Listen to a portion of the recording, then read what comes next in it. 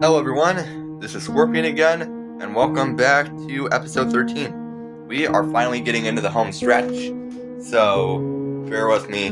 This is going to be like one of the longer chapters, so yeah, be sure to sit tight, get something, because it's going to be, one of the longer ones. We are now in the third to final episode for part 1 of a video a day. And I hope that you have gotten this far, because if you did, thank you. Now, let's begin.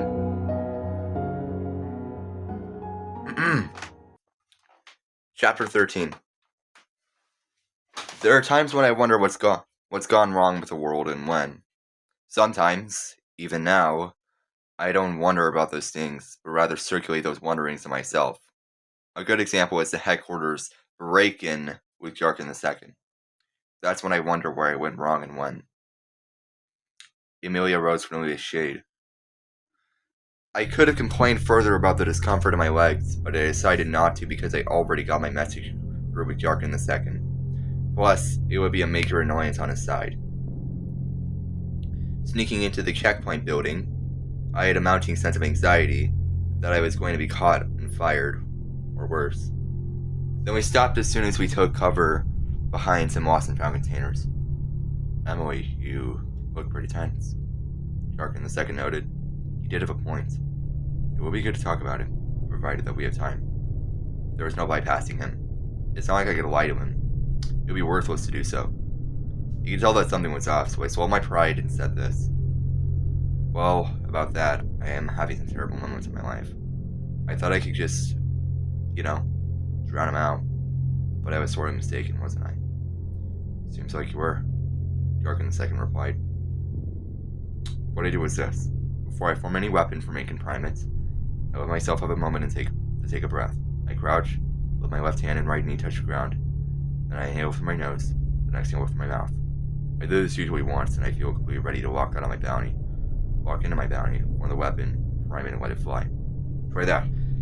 Except for the added color. Okay, I complied. Then I did what he recommended. I let my left hand and right knee touch the ground. I inhaled through my nose, letting my worries build up into a contained space. Then I exhaled through my mouth. My worries, doubts, depression, everything that's bringing me down float away, being gone with the wind.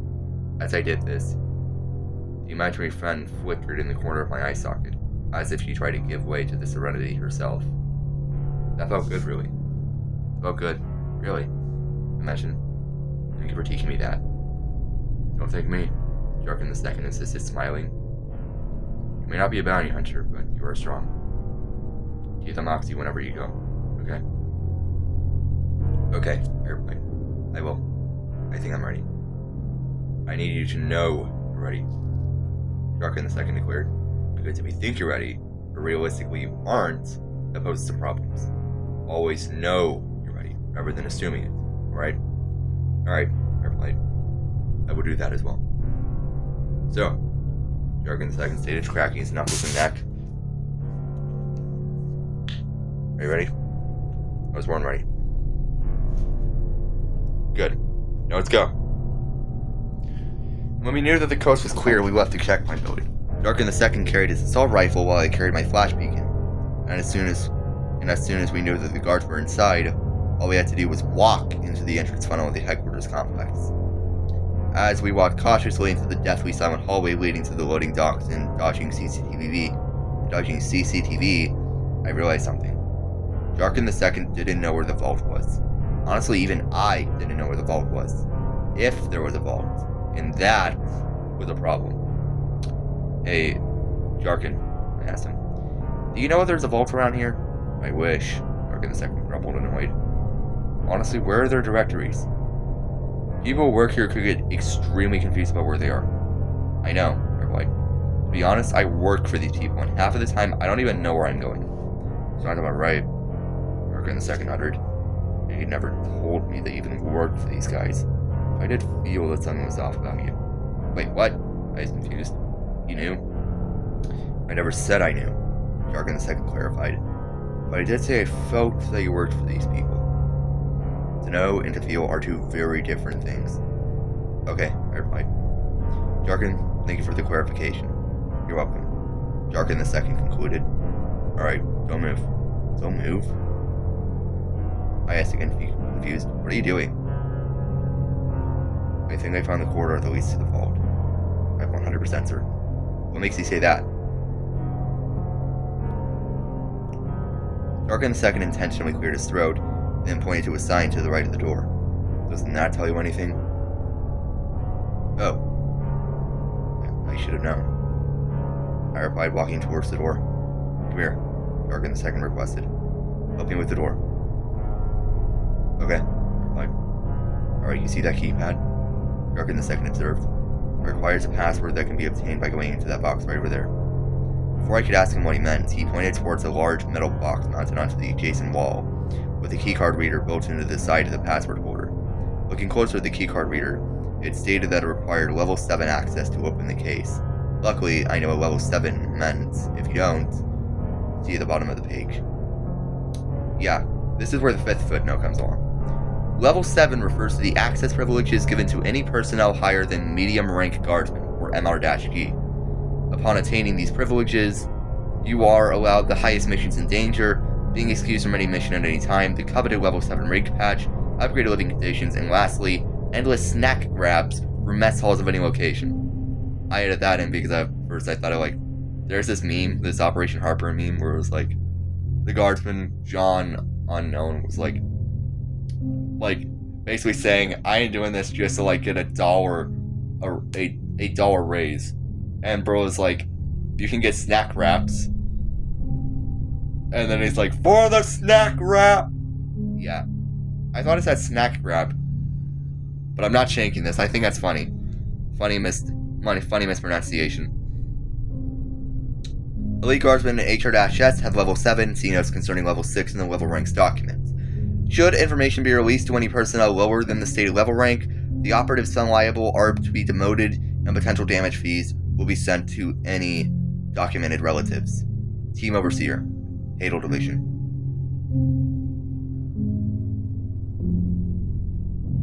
Grabbing my key card from one of the many jumpsuit pockets I had, the vibration feeling like a strange massage in my fingertips, I inserted it into the keycard reader as it let out its oh-so-familiar high-pitched quadruple reading beep and its double beep of confirmation. As I did this, Jarkin gave me a long, calculating look, staring at the level rank of the card, realizing that I wasn't just a low-class prisoner, I was in an inner circle. Level 7? Jarkin asked, his gaze falling on me like a boulder, and he mumbled, "It seems like more than just a desk clerk." Feeling the heavy weight of that gaze made me worried. It felt like every second he was exposing my position a little more to the light. After what felt like an eternity, I turned away from his stare. As soon as we could hear the interior lock disengage, Jarkin II immediately yanked open the password holder door and snagged the password paper to the previously mentioned door. "There we go," he muttered. "I'm very fast at these sorts of things. So stand back, Emily, and let me work my magic." He was true to his word. He spat for that keypad like it was nothing. When he was done, it also let out its infamous 4-2 beeps. The door's lock disengaging let us through. But as he pulled the door open, we saw it. On the ground, there was a single black spore emanating from the faint, wet clicking of a dead tendril of coral creeping out of an air vent like a finger reaching out to us. This was the first sign that the contamination wasn't just behind a bulkhead. It was already there, breathing down our necks.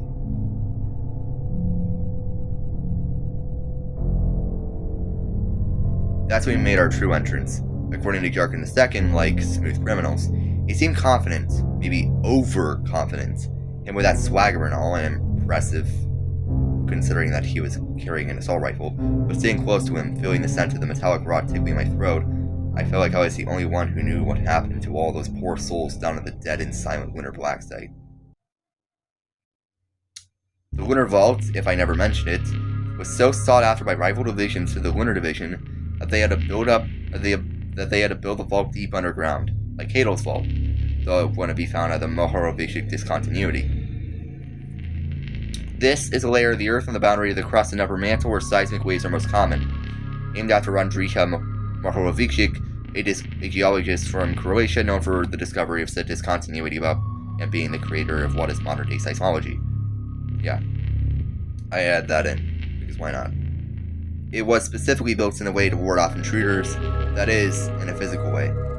Here's how, at least according to official Urban Shade documentation.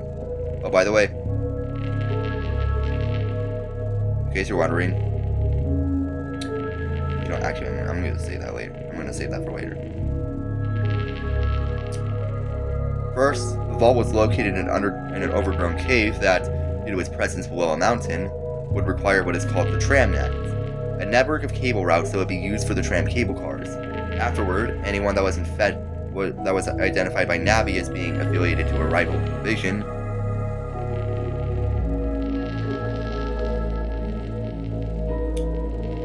i.e. the Hadal Division, would immediately cause the lights to collectively short-circuit, inducing high stress disorientation and total visual deprivation in unauthorized personnel. Let me look at the light in case there's any black lines. Second, the vault was also in a part of the Lunar Black Site single-handedly, the largest and richest black site of any division, that was caught in the Hadal Division's path of destruction during an event in 2020, known only as the Lunar Black Site Raids. In this case, this section of the Lunar Black Site would be completely inaccessible from the headquarters, but also in an area that was contaminated by an already invasive fungus known as Agent 7, combined with C-863, or rotten coral, to create an extremely dangerous, mutated, bioluminescent pale green fungus only known as X-13. So, the area would be closed off, in which the Abyssal and Infiltration Divisions would install decontamination chambers, bulkheads, etc., to ensure the safety of any and all officials.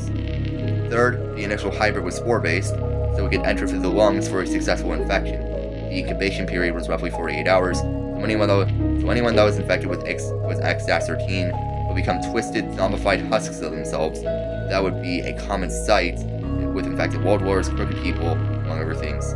In this case, anyone who went into what would be called the contaminated zone would be warned of the presence of any X-13-1 instances. Lastly, anyone after leaving the contaminated zone would be faced with one last obstacle, the vault itself. In this case, anyone who dared to get redacted in its proximity would be faced with multiple defenses: anti-personnel landmines smuggled from the Hadal Division, the vault's internal defense system, an electric grid that powered alarm-triggering lasers from inside the heart of the contaminated zone, and so on. So, put it simply, if you plan on robbing the Lunar Vault, prepare for it to be the worst day of your life. In this case, the director of the Lunar Division, Otayashi Hakamoto, didn't even know I existed. To Urban Shade Lunar Division, Urban Shade Hadal Division, I was a clerical error. My father, I was the replacement for a ghost named Lucy.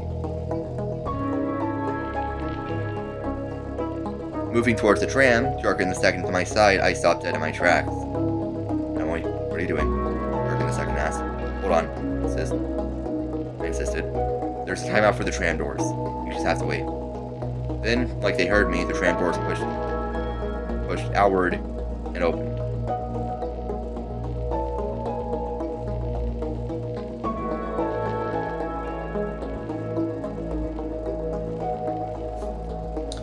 The tram is now ready for boarding, Navi announced over the PA. Enter in a calm and orderly fashion, and keep all arms and legs to the rails upon departure. Thank you for your cooperation. Will do, lady, Jarkin replied. Who's she? Oh, that's our navigation AI, I clarified. Everyone calls her Navi. She prefers that nickname. Okay, Jarkin complied. Hi, Navi.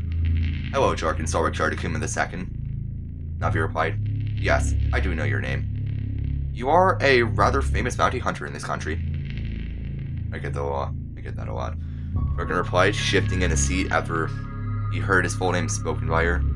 He knew that Hadal was watching. With a shade of uncertainty in his voice, he added, Nice talking to you, Navi.